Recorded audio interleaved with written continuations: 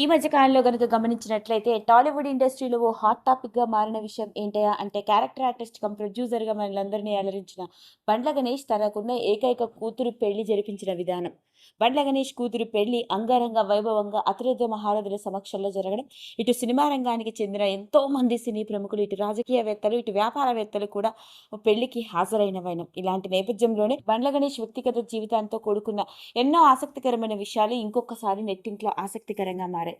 మరి ఈరోజు ఈ వీడియోలో మనం మాట్లాడుకోబోయేది ఓ సాధారణ నటుడిగా, క్యారెక్టర్ ఆర్టిస్ట్గా, కమెడియన్గా మనందరికీ సుపరిచితుడు అయిన బండ్ల గణేష్ వ్యక్తిగత జీవితంతో కూడుకున్న విషయాల్లో ముఖ్యంగా బండ్ల గణేష్ పెద్ద కొడుకు గురించి బయటపడ్డ కొన్ని ఆశ్చర్యకరమైన విషయాలు.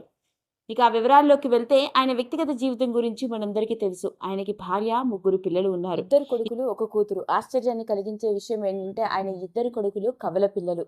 ఆ తర్వాత కూతురు పుట్టింది. అలా ఆయనకి ఇద్దరు కొడుకులు కవల పిల్లలు అవ్వడంతో పేర్లు కూడా ఒకేలా ఉండే విధంగా ఒక కొడుకు పేరు హితేష్ అయ్యప్పన్ నగన్ బండ్ల, రెండవ కొడుకు పేరు హిరేష్ బండ్ల అని పెట్టడం జరిగింది. ఇదిలా ఉంటే పెద్ద కొడుకు గురించి కనుక మాట్లాడుకున్నట్లయితే తన సిస్టర్ సంగీత్ ఫంక్షన్లో ముఖ్యంగా జూనియర్ ఎన్టీఆర్ పాటలకి, రామ్ చరణ్ పాటలకి స్టెప్పులు వేస్తూ అదిరిపోయే విధంగా డాన్స్ చేసిన విధానం చూస్తున్న ప్రతి ఒక్కరిని మాత్రమే కాదు, సోషల్ మీడియాల ద్వారా వెలుగులోకి వచ్చిన ఆ వీడియోలు కూడా వైరల్ అవుతూ వచ్చాయి.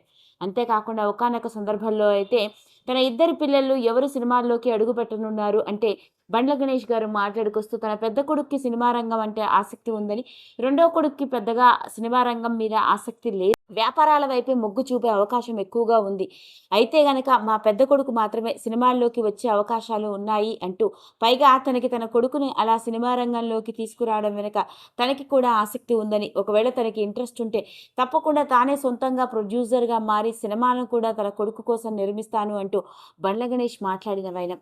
మరి ఇది విధంగా చూసుకున్నట్లయితే బండ్ల గణేష్ పెద్ద కొడుకు గురించి గనక మాట్లాడుకున్నట్టు, ఇక ఇతడు జూబ్లీ హిల్స్ పబ్లిక్ స్కూల్లో స్కూలింగ్ వరకు చదువుకొని ఇంటర్మీడియట్ తర్వాత ఇప్పుడు కేఎల్ యూనివర్సిటీలో మేనేజ్మెంట్ కోర్సు బిజినెస్ అడ్మినిస్ట్రేషన్లో చేస్తూ ఉన్నాడు.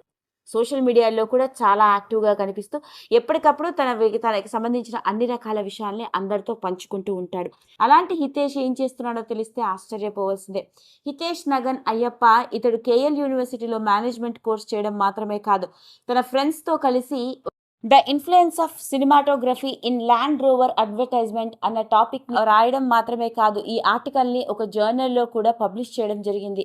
అలా సినిమాటోగ్రఫీ గురించి ఎంతో డీటెయిల్డ్గా రీసెర్చ్ చేసి ఒక ఆర్టికల్ని రాయడం జరిగింది. తన ఫ్రెండ్స్తో కలిసి చేసిన ఈ ఆర్టికల్కి సంబంధించిన ఎన్నో రకరకాల విషయాలు కేఎల్ యూనివర్సిటీ ద్వారా వెలుగులోకి రావడం జరిగింది. అంతేకాదు వీళ్ళు చేసిన article international research in management and social science అనే జర్నల్లో కూడా పబ్లిష్ చేయడం జరిగింది. దాదాపు 7 పేజీలకు పైగా వీళ్ళు సినిమాటోగ్రఫీ గురించి, ముఖ్యంగా ల్యాండ్ రోవర్ అడ్వర్టైజ్మెంట్స్లో సినిమాటోగ్రఫిక్ టెక్నిక్స్ ఎలా వాడుతారు, అవి ఎంతగా అందరినీ ఆకట్టుకుంటాయో, పబ్లిసిటీలోను బ్రాండ్ అంబాసిడర్లోను సినిమాటోగ్రఫీ ఎంత కీలకమో తెలుసా అని పబ్లిష్ చేసిన ఆర్టికల్ అందరినీ బాగా ఆకట్టుకుంది. ఆ విధంగా చూసుకున్నట్లయితే ఓ పక్క డాన్సర్గా మంచి గుర్తింపు, ముఖ్యంగా తన సిస్టర్ పెళ్లిలో అదిరిపోయే స్టెప్పులేస్తూ అందరినీ ఆశ్చర్యానికి గురి చేయడం మాత్రమే కాదు, సినిమా రంగం మీద ఉన్న ఆసక్తితోనే సినిమాటోగ్రఫీ గురించి ఒక ఆర్టికల్ని కూడా పబ్లిష్ చేయడం జరిగింది.